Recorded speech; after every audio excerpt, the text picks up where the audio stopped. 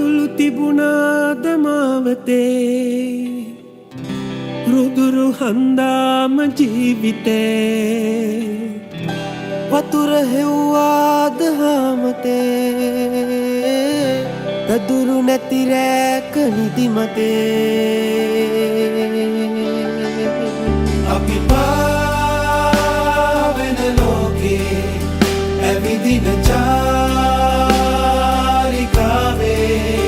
දවසක පාවේදෝ අහසේ මග අල්ලන්න ආස ගමනේ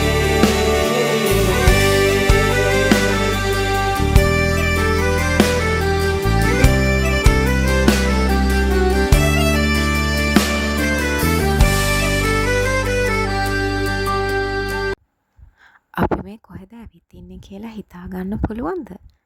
මේ කොළඹ නම් වෙන්න බෑ කියලා නේද හිතුවේ. බැලූ බැල්මට නම් මෙහෙම තමයි හිතෙන්නේ. ඒ වුණාට මේ තලවතුගොඩ ගොඩක්ම නාගරික ගොඩක්ම කාර්යබහුල තදාසන්න නගරයක්. ඒ වුණාට බලන්නකො මෙතන ලස්සන.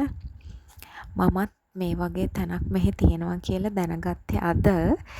ඉතින් මගේ හස්බන්ඩ්ට පින් සිද්ධ වෙන්න තමයි හස්බන්ඩ් තමයි අද අපිව මෙතනට එක්කගෙන ආවේ. මේ තලවතුගොඩ දියසරු පාක් එක. කොළඹ කොළපාට අක්කර ගානක්. මේක තනිකරම තෙත් බිමක්. මෙතන දහස් ගණනක් උභය ජීවීන්ගේ සමනළුන්ගේ කුරුල්ලන්ගේ විතරක් නෙවෙයි ගස් කොළන් වලටත් නිවහනක්. මෙතන ගොඩක් ඒකදේශීය ජීවීන් සහ ශාක වර්ග හැමත් තියෙනවා. හරිම ලස්සන නිස්කලංක හිත නිවන සුන්දර පරිසරයක්. තුරන් වූදාක ආදරේ තුරන් වූවාද ජීවිතේ පහස දැනුනාම තනිකමේ දෙබස් ඇහුණාද හදවතේ අපි පාවෙන ලෝකේ ඇවිදින චාරිකාවේ දවසක පාවේදෝ ආසේ හඳ අල්ලන්න ආස ගමනේ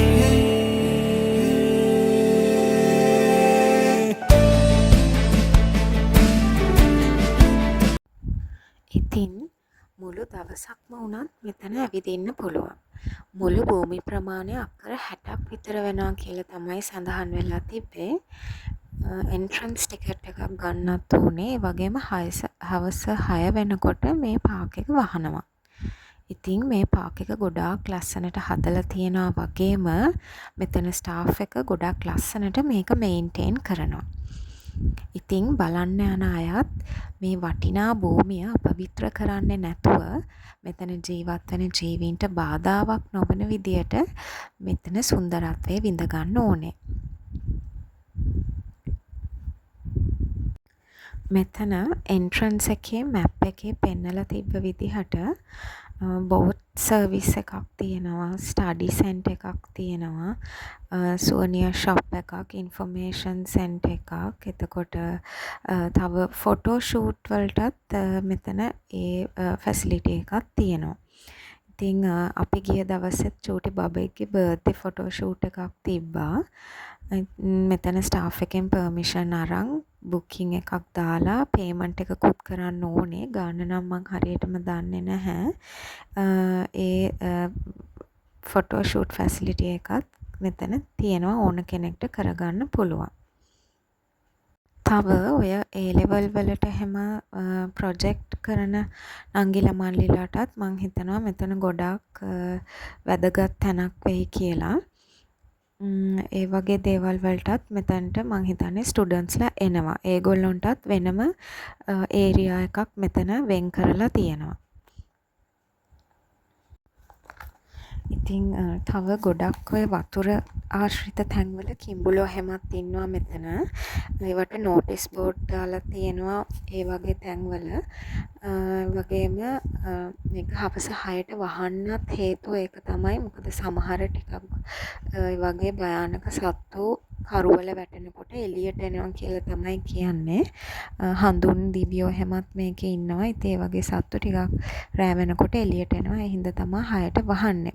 ඒ වුණාට ඒ හැම තැනම අදාළ තැන්වල නෝටිස් බෝඩ්ස් එහෙම දාලා තියෙන්නේ ආරක්ෂාවට. ඉතින් මං තව ගොඩාක් කතා කරන්න යන්නේ නැහැ අද වීඩියෝ එකේ. මොකද මේ බලන්න තියෙන දේවල් වලට බාධාවක් වෙයි කියලා හිතෙන හින්දා ඔන්න ඔය විදිහට තමයි අපේ අද මේ නිවාඩු දවස ගත වුනේ. ඉතින් අපි ගොඩාක් සතුටින් අද දවස ගත කරා. අපි තුන්දෙනාම ගොඩක් ආසයි මේ වගේ ස්වභාවික පරිසරයකට. ඉතින් ගස් කොළන් වලට, සත්තුන්ට, වතුරට. ඉතින් අපි ගොඩක් ආසාවෙන් මේ දේවල් අද විඳගත්තා. ඉතින් ඔයත් මේ ළඟපාතක ඉන්න කෙනෙක් නම් අනිවාර්යයෙන්ම නිවාඩු දවසක මේ තැනට යන්න.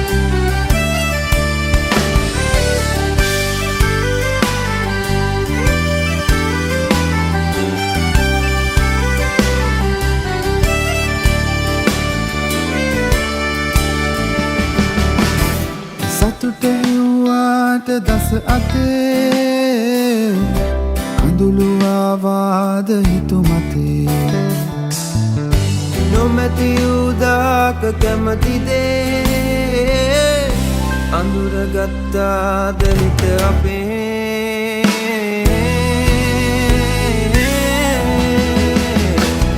අපි ආගිය පාරේ කෙලවර දවසක පාවේදෝ ආසේ මද අල්ලන්න ආස ගමනේ අපි පාවෙන ලෝකේ ඇවිදින චාරිකාවේ දවසක පාවේදෝ ආසේ මද අල්ලන්න ආස ගමනේ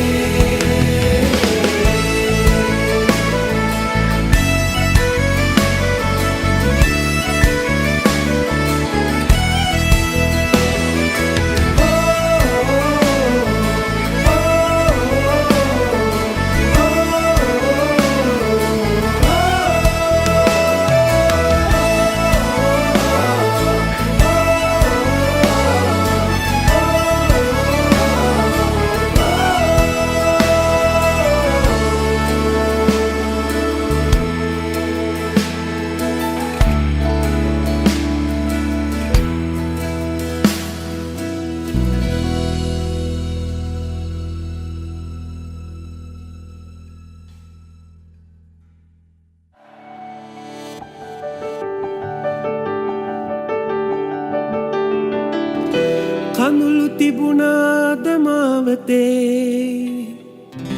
රුදුරු හන්දාම ජීවිතේ වතුර හෙව්වාද හාමතේ දදුරු නැති රැක නිදිමතේ අපි පාවෙන ලෝකේ ඇවිදින දවසක පාවේදෝ ආසේ මද අල්ලන්න ආස ගමනේ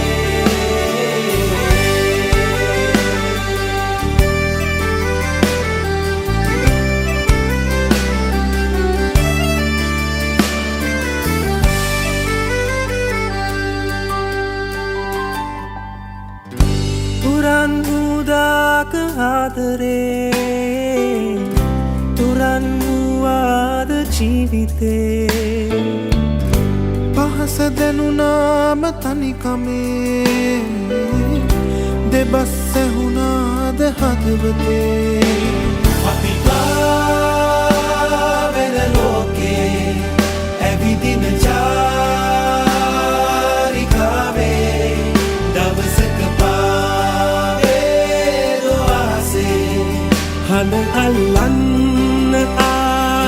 ගමනේ